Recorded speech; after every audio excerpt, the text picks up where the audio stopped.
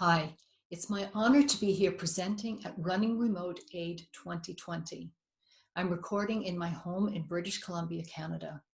I'm so pleased to be included among such an amazing lineup of presenters. Out of 250 plus remote workers surveyed, 100% reported that excellence in communication is critical for success in a remote or virtual context. When messages are clearly articulated, using appropriate delivery channels, individuals and teams can more fully engage in working collaboratively. Teams can more fully engage in working collaboratively when less time is spent wasted on bad communication. We can all identify with too many meetings, with too many people involved, or constant Slack notifications interrupting our communication and our concentration. During our time together, we'll discuss how to grow our communication competence in virtual contexts and use those enhanced skills to increase the effectiveness of our collaborative efforts. Non-face-to-face communication took on a whole new meaning with technology advances. In 1942, the world's first electronic digital computer was introduced. Little did we know that the ABC would lay the groundwork for a revitalized remote working movement that would allow never before imagined modes of both communication and collaboration. In research conducted by Nathan Sawatzky and myself, we interviewed and surveyed over 250 remote workers in North America and Europe. We wanted to know from their perspective what they knew was key in being successful as remote workers. This is what they told us. Notice what was number one: communication. The numbers represent the percentage of remote workers who stated the value of each specific competency in the success of remote work. And remember that these competencies came from remote workers themselves. When considering communication, we are talking about verbal, nonverbal, and written forms, as well as discerning the proper channel when communicating a message. My son states that good communication is crafted. It's something that we begin developing at birth and perfect until the day we die. The importance of communication cannot be overstated in the remote environment. Ask anyone who works with anybody, and they will tell you that communication is vital for effective work. Ask anyone who works in a virtual context, and they will tell you that clear and concise communication is a lifeline for their work to be conducted with excellence. Remote workers stated that communication is important in relaying accurate information, in preventing miscommunication due to language barriers, and in creating common understanding. Now, let's be clear. It's not like we have perfected communication in the physical world environment. Far from it. However, being in a physical proximity with someone covers a multitude of poor communication transgressions. I think we can all agree on that. That being the case, communication in a remote or distributed context necessitates more exact communication. Poor communicators, or anyone for that matter, can greatly improve their skills by engaging in such activities as reading, studying great orators, or learning to self-edit. In other words, the language of texting is not going to cut it when your work calls for a paper trail or documentation outlining decisions, agreements, complaints, discussions, proposals, or solutions. The problem is that good communication, especially written, takes time, something that many of us claim not to have enough of. I think we can all think of a time when we read a text and imposed an emotion that was never intended. Here's an example. As you read through this, what is the tone of your voice? Is it positive, sarcastic, condescending? Pretty difficult to discern the intent. Well, what about this? I saw you at the mixer party last night. I didn't get a chance to talk, but wanted to say you looked fantastic. That dress was amazing. A little better? Not the opportunity for ambiguity, right? While rather simplistic, what this demonstrates is communication competency. knowledge of how communication works, and the ability to use communication effectively. Let's briefly look at 5 areas of communication competency that deserve our attention. The first is culture. Technology has allowed us to connect globally as easy and quickly as being face-to-face, like we are right now. However, we each bring our cultural uniqueness to each conversation. Our willingness to be open, to be formal or more informal, expressions and idioms, respect or fear related to levels of power. Views around diversity vary from person to person, culture to culture. Acknowledging and being aware of the differences, whether known or unknown, can prevent offense or misunderstanding. Ethics. All communication acts have an ethical component, a right versus wrong aspect. Ethical communication is about honesty and accuracy in our messaging. It values freedom of expression. It strives for diversity of thought. And it honors an acceptance of respectful disagreement. Power. All communication transactions involve power, or the ability to influence or control the actions of others. How others view you determine how much you influence them. For example, if you're listening to me with the opinion that I'm an expert on the subject matter, what I say will influence the degree to which you implement my decisions, or my suggestions. However, you may be of the mind or the opinion that I have no idea what I'm talking about. The session may have no influence on you whatsoever. The power at play here would be expert power. Or think about the celebrities featured on television right now. Health authorities are hoping the fact that the viewers admire them will cause people to act on what they're saying. This is referent power. In communication, power can be used both for the good and for the bad. Power competency will help you think through influencing versus manipulating those receiving your messages. Then we have listening. Listening in communication effectiveness rests heavily on the ability to actively listen to what others are saying or not saying. This can be especially difficult if you're on a virtual call with multiple people, managing a chat line, and worrying about the stability of your internet. Just keep things simple. Do whatever it takes to remove distractions that limit your ability to truly listen and respond appropriately. Finally, we have critical thinking. This is the ability to think critically about options or channels for communicating. It's crucial to eventual success and effectiveness.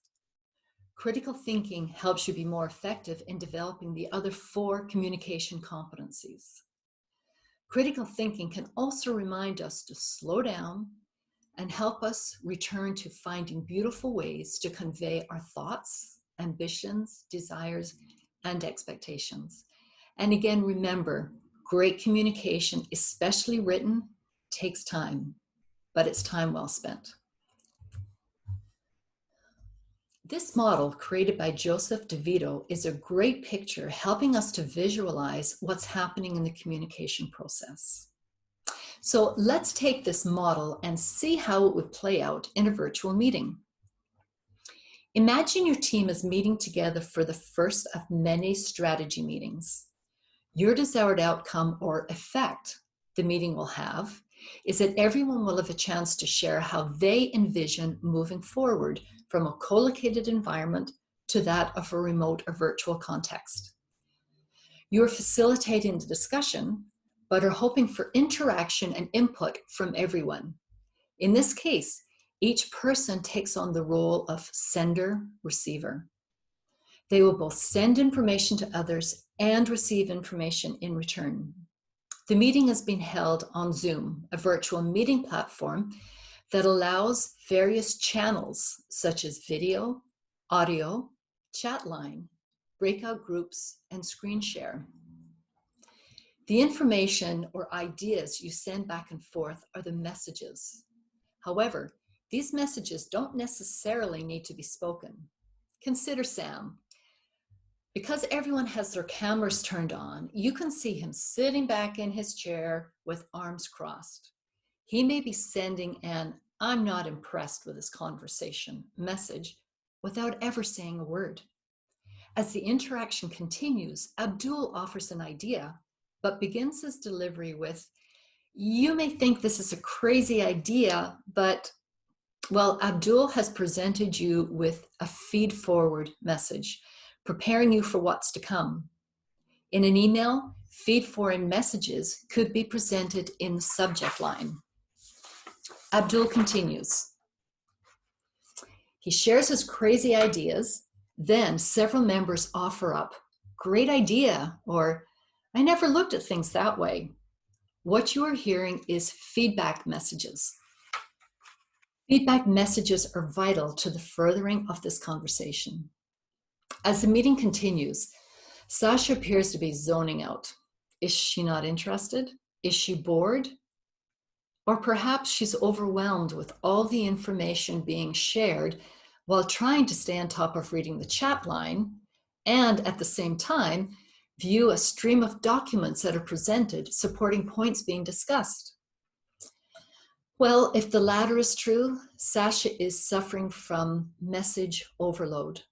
Trying to absorb it all takes more time than is afforded in this context. When polls are presented online, she quickly responds without having processed what she really thinks. And to top it off, she simply cannot determine what ideas are a go and what ones are just being tossed around. During the meeting, you become frustrated with the construction workers who chose today to start digging up the street in front of your home. Add to that the screeching coming from those who keep forgetting to turn off their mics when not talking. This physical noise makes it difficult to hear what others are saying. On top of that, years of listening to heavy metal music at ridiculously high decibels is starting to compromise your own ability to hear. This is causing physiological noise. As the meeting progresses, you notice that Ian appears to contradict everything offered by Yin. Is it possible that you are witnessing racial prejudice and that it's causing a psychological noise that is preventing Ian from being able to hear the great suggestions Yin is presenting? Perhaps a private conversation is called for. At last, Bonnie, a gal from Glasgow, has mustered up the courage to share her ideas. Unfortunately, because of her strong accent, some members just can't understand what she's saying. Semantic noise is causing others not to understand Bonnie. As you facilitate the discussion, you are keeping a keen eye on the chat line. While you appreciate the fun comments shared back and forth, you are noticing some interactions that are more appropriate for casual, happy hour type conversations. These contributors are not respecting the context they are engaged in. It's a business meeting, not a social affair. Finally, the meeting comes to an end. I'm worn out just thinking of all the communication elements going on here. And this is just the first of many meetings to come today alone. However, everything that took place in this meeting is important and contributes to the process of getting to know each other as a team and as individuals. As your team learns how to more effectively communicate, the meetings will be more effective and efficient. Besides getting messages across clearly and in an appropriate manner, communication is also foundational in building trust. Without trust in a virtual setting, you will continually come up against barriers. Trust says, you can rely on me to do what I say I will do. Trust is built on relationship. Relationships are developed through effective communication. And yes, trust can be effectively developed in virtual teams. In fact, one study recently showed the difference in levels of trust between two randomly created groups of students over the course of 14 weeks. Both were given the exact same assignment and the same amount of time to complete. The co-located group started off with higher levels of trust, some knowing each other before the start of the project, while the virtual group came together not knowing each other at all. Over the course of time, trust levels were measured. At the end of 14 weeks, the students working together virtually had surpassed trust levels attained in the face-to-face group. The level of trust in the face-to-face group had actually declined. Analysis showed the virtual group was more intentional in their communications, knowing that without clarity, they wouldn't accomplish anything. The more they communicated and built relationships, the greater the level of trust. The higher the trust, the more effective their collaboration efforts. The study also concluded that their success was not due to greater abilities or skills, but rather on their benevolence and integrity. So what do we mean by collaboration? Well, in the workplace, collaboration occurs when two or more people work together towards a common goal that benefits the team or company. Workplace collaboration requires interpersonal skills, communication skills, knowledge sharing and strategy, and can occur in a traditional office or between members of a virtual team. Before and while engaging in collaboration, here are some points to remember. What do we want to accomplish through this collaboration and why? How will we know when we have achieved what we set out to achieve? Does sufficient trust exist to support effective collaboration? How do we continue to build that trust through our collaborative efforts? Does each person know what is expected of them? Do we know the strengths and skills each member is bringing to the collective? And have we created a safe environment that will allow for open, honest communication? Again, creating that culture of trust. Have we created a safe environment that will allow for open, honest communication and the free sharing of diverse ideas? Have we had an agreement in place that clearly outlines what channels we will use, when and how often we will communicate, about what we will communicate, and also taking note of what to do with different time zones? While this is not a session elaborating on the different collaboration tools, it's worth noting the consideration you should give to certain tools. So, IM apps, instant messaging apps such as Slack, are very beneficial. Cloud storage such as Google Docs. Virtual meeting platforms such as Zoom, Whereby, or BlueJeans.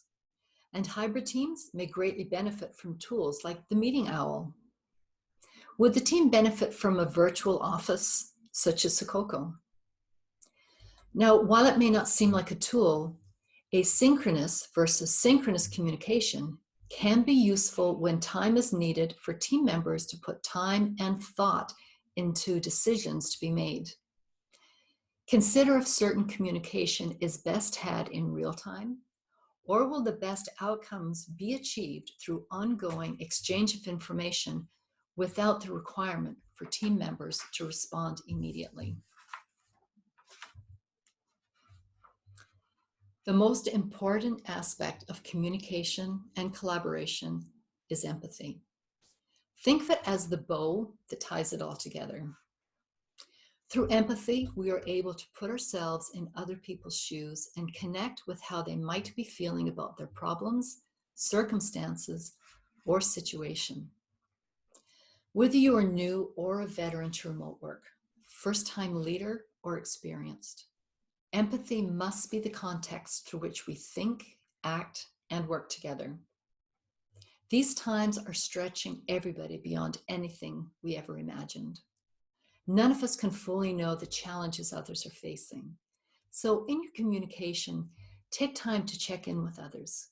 Inquire how they are, if they have specific needs, what barriers are they facing, and don't forget to talk about their celebrations. Perhaps one day technology will advance to the point of enabling empathy, but for now, we need to work that much harder at empathy in the digital and large-scale world. Pulling it all together, if we want to be most effective working with others in a virtual context, effective collaboration is key. If we want to be effective in our collaboration, a foundation of trust is a necessity. And if we want a strong foundation of trust, excellence in communication is vital. And finally, season all we do with a large dose of empathy. Thank you for listening. Now let's get to your questions. Hi, Roberta. Hey, finally got here. That's great. Okay, so we have the first question up for you. How do you find best to approach a situation when you feel that your opinions aren't listened to at work? That doesn't ever happen. Yeah, actually going one-on-one to people. So if I'm expressing something that I feel is being ignored, I'm a pretty strong believer in going and approaching people one-on-one and just seeing if there is some reason why opinions that I've expressed or thoughts that I've expressed, that they don't seem to want to hear them or they don't agree with them. And then that can lead to a lot of other conversations. And sometimes it can be just in the eyes of the beholder. Sometimes it's me perceiving that that what I'm saying is not being heard because they're not responding or reacting on what I've said or what I've thought in the way that I expected to do it. So whenever you're talking about good communication, it's really important to keep those channels open and make sure that you're going to people, talking to them and not making assumptions and going forward based on assumptions. Great. And next question. If you are struggling with the move to remote, what are your top tips? So many of us are new to it at the moment. Yeah, it's whenever you look at it, I mean, whenever everybody was forced to go remote, there is just a myriad of things were put online. And I think there's that, whenever we talk in the PowerPoint, I was talking about information overload. Sometimes we try to gather in so much information and it's so overwhelming that we're almost frozen.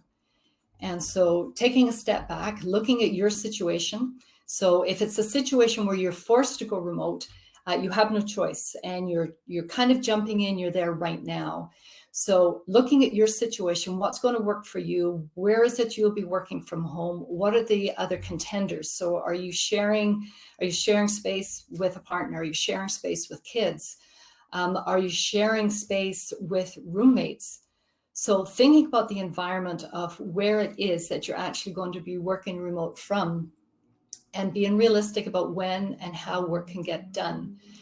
On the other hand, if you actually have time to really think about it and you're considering moving into a remote role, from a co-located role perhaps, again, thinking through why you want to do it, thinking through do you have things set up? So looking at yourself, I think one of the best things to do whenever you're looking at remote work is a lot of self-examination. Remote work is not for everybody. And some people would say that everybody can do it. Well, everybody can do it, but that doesn't mean that it's going to be successful. So looking at what is it that you're bringing to the table? What competencies do you possess? What is your personality like? And taking a real strong self-examination and looking at the pros and cons before you actually jump into it. And then looking as well, are you doing freelance? Are you working for an organization? And if you're working for an organization, what kind of supports do they actually have in place that they are going to be providing for you? Is that support going to be there? What are their expectations? And really doing a lot of asking questions. If you have a choice about remote or co-located, don't jump into it overnight. Go into it open-eyed and ask as many questions as you possibly can about everybody who's going to be involved in it. Great. Okay, next question is, wondering how to gently reframe the context of conversation from cocktail party to office meeting if the communication is going that way, keeping things professional. If it's going on in a chat line, jump into the chat line and say it.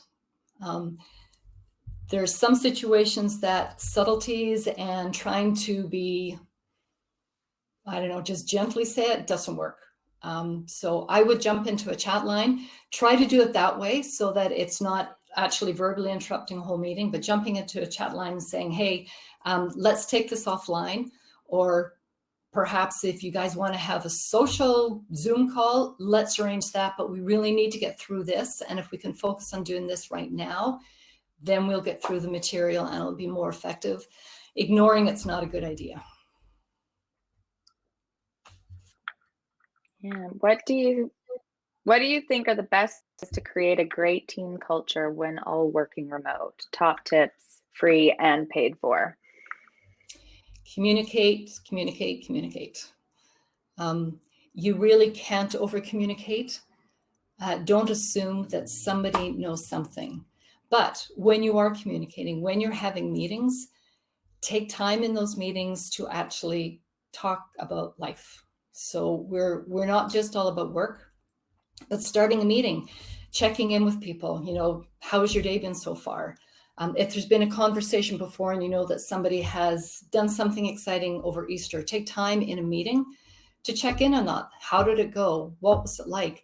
So remember that before the work part of it, we're human beings and we need to look and to see each other outside the context of the roles that we actually play. Whatever you can do to have those conversations, even not just as a team, but conversations offline, maybe one-on-one with people, the way you would if you were building a community of people that you see every day face to face. Everybody just doesn't always talk together at the same time. You go out for coffee with somebody or with a couple of people, or you may be on the phone with them, you may be doing something. Think about all those things and bring it into a virtual context and figure out what are the different touch points that we can have and check in with each other. Being human is first before being the workers, the employees, and realizing that and being really sensitive to how's the other person showing up. You can take a lot of visual cues whenever you're on virtual meetings, but you can't always do that. It could be through some kind of written communication that's been going on, and you see that this person isn't really responding the way they normally would. Check in on that, see what's going on, but be very intentional and don't brush things over and think, oh, this is just my imagination, nothing's wrong. Remembering that you want to keep checking in with everybody. So true. Communication is key. What are your recommendations for reducing power dynamics and bias in a meeting? It's really interesting when you're in meetings, generally people's names show up, their positions don't show up.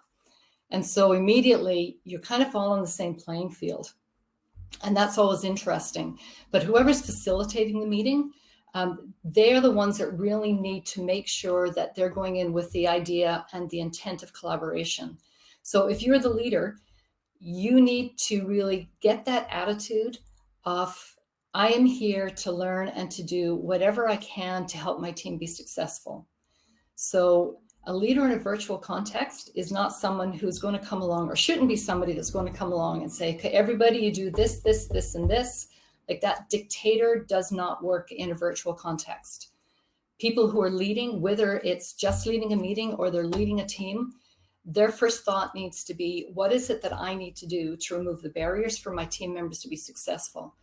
And so if you're going into a meeting, a virtual meeting, you're going in there to listen. What are the questions that I need to ask?